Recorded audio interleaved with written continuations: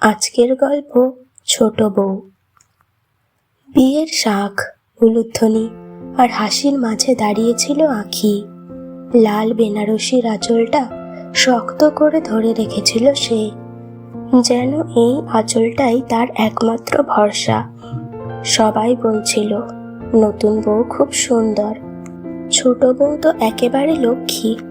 কিন্তু ছোট বউ শব্দটা শুনলেই আঁখির বুকটা কেঁপে উঠছিল, কারণ সে জানত এই বাড়িতে সে শুধু একা নতুন বউ নয়।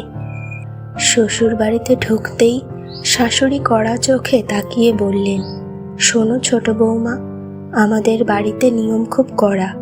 এখানে সবাই যেমন, তোমাকেও তেমন হতে হবে। আঁখি মাথা নিচু করে বলল, আচ্ছা মা।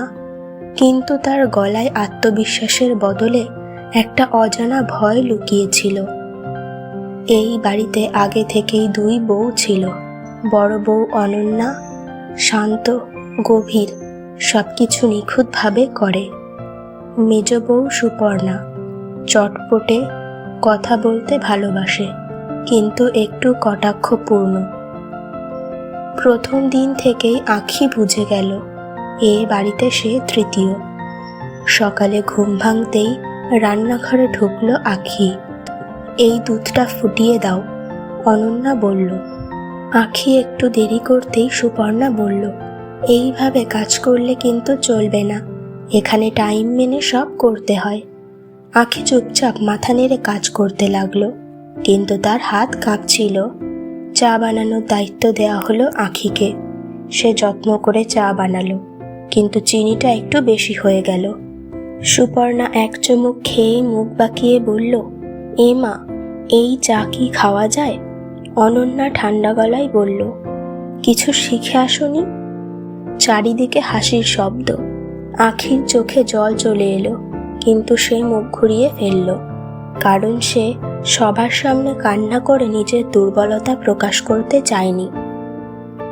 অশোক আঁখির স্বামী, যার ওপর ভরসা করে সে এই বাড়িতে এসেছে।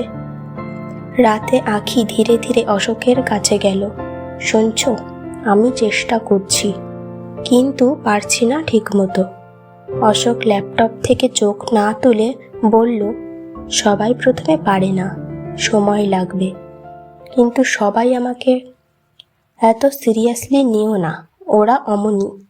এই উত্তরটা আঁখিকে আরও একা করে দিল। সে বুঝে গেল এই লড়াই তাকে একাই লড়তে হবে।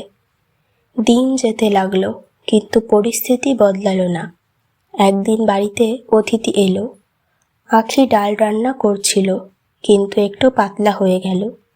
শাশুড়ি সবার সামনে মুখ ঝামটি দিয়ে বললেন, এই মেয়ে দিয়ে সংসার চলবে না, একেবারে অপদার্থ।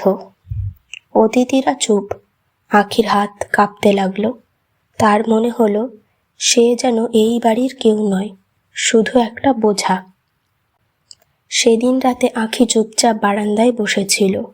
চোখ দিয়ে জল পড়ছিল, কিন্তু সে শব্দ করছিল না। হঠাৎ শ্বশুরমশাই এসে আঁখির পাশে বসলেন। কাঁদছ কেন মা? আঁখি চমকে উঠল। না, কিছু না। শ্বশুর মৃদু হেসে বললেন, সবাই প্রথমে পারে না, কিন্তু চেষ্টা করলে সব হয়। এই প্রথম কেউ তাকে মা বলে ডাকল। আঁখির বুকটা হালকা হয়ে গেল। সে নতুন করে সাহস পেল। পরদিন ভোরে আঁখি নিজেকে বদলাতে শুরু করলো। ভোরে উঠে ইউটিউব দেখে রান্না শিখত, সময় ম্যানেজ করত, ভুল হলে আবার চেষ্টা করত। কেউ প্রশংসা করুক বা না করুক, সে থামেনি। কারণ এবার তার লক্ষ্য ছিল নিজেকে প্রমাণ করা যে সে অযোগ্য বউ নয়। একদিন কাজের মেয়ে আসেনি। বড় বউ কলঘরে পা পিছলে পড়ে গিয়ে পায়ে চোট পেয়েছে। ডাক্তার তাকে কয়েকদিন বিশ্রাম নিতে বলেছেন। আর এদিকে মেজ বউ গেছেন বাপের বাড়ি, তার নাকি ভাইয়ের বিয়ে। সব দায়িত্ব এসে পড়ল আঁখির ওপর। সে একা একা সব সামলালো, রান্না করা, ঘর পরিষ্কার করা, বাজারের হিসাব, সব। সন্ধ্যায় খেতে বসে সবাই অবাক হয়ে গেল। সবাই একেবারে চুপ। শ্বশুরমশাই বললেন, আজকের রান্না কিন্তু অসাধারণ হয়েছে ছোট বৌমা। শাশুড়ি কিছু বললেন না, কিন্তু মুখের ভাব বদলে গেল। আঁখি প্রথমবার একটু হাসল। তারপর থেকে তার শাশুড়ির মন একটু নরম হলো। আস্তে আস্তে তিনিও আঁখিকে ভরসা করতে শুরু করলেন। আঁখি দিন রাত এক করে কাজ করতে লাগলো। নিজে না খেয়ে অন্যদের খাওয়াতো, নিজে না ঘুমিয়ে সবাইকে দেখত। মাঝে মাঝে শরীর ভেঙে পড়ত, কিন্তু সে থামেনি, কারণ সে জানত এই লড়াই শুধু সংসারের নয়, নিজের সম্মানের। কয়েকদিন পর বড় বউ অনন্যা বলল, আঁখি, সত্যি তুই না থাকলে আমরা পারতাম না। সুপর্ণা বলল, সত্যি আমার তো বিশ্বাসই হচ্ছে না, এই সেই প্রথম দিনে রাখি। এই ছোট ছোট কথাগুলোই আঁখির কাছে বড় হয়ে উঠল। একদিন রাতে অশোক চুপচাপ আঁখিকে কাজ করতে দেখছিল। তুমি এত কিছু করছো আঁখি আমাদের সংসারের জন্য, আমি তো খেয়ালই করিনি। আর কোনো কিছু প্রমাণ করার দরকার নেই, এবার একটু নিজের শরীরের দিকেও খেয়াল দাও। আঁখি শুধু হেসে বলল, সবাই খেয়াল করলে তো আমি ছোট বউ থাকতাম না। অশোকের মনে কেমন একটা ধাক্কা লাগলো এই কথাটা শুনে। একদিন বাড়িতে সত্যনারায়ণ পুজো, বড় অনুষ্ঠান, সব আয়োজনের দায়িত্ব আঁখির ওপর। অনেক আত্মীয় আসবে, ভুল হলে আবার অপমান, তাই সবকিছু নিখুঁতভাবে করতে হবে। আঁখি দিন রাত এক করে সব প্রস্তুতি নিল।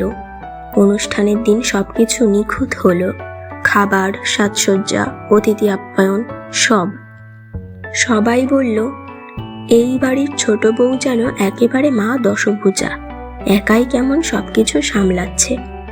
শাশুড়ি সবার সামনে গর্ব করে বললেন, আমাদের আঁখি সত্যিই দশভুজা, ও বারবার এটাই প্রমাণ করছে। রাতে অশোক আঁখির হাত ধরল, আমি তোমাকে বুঝতে পারিনি, আমাকে ক্ষমা করে দাও আঁখি, আমার এখন গর্ব হয় তোমাকে নিয়ে। আঁখির চোখে জল চলে এলো, আমি শুধু একটু জায়গা চেয়েছিলাম।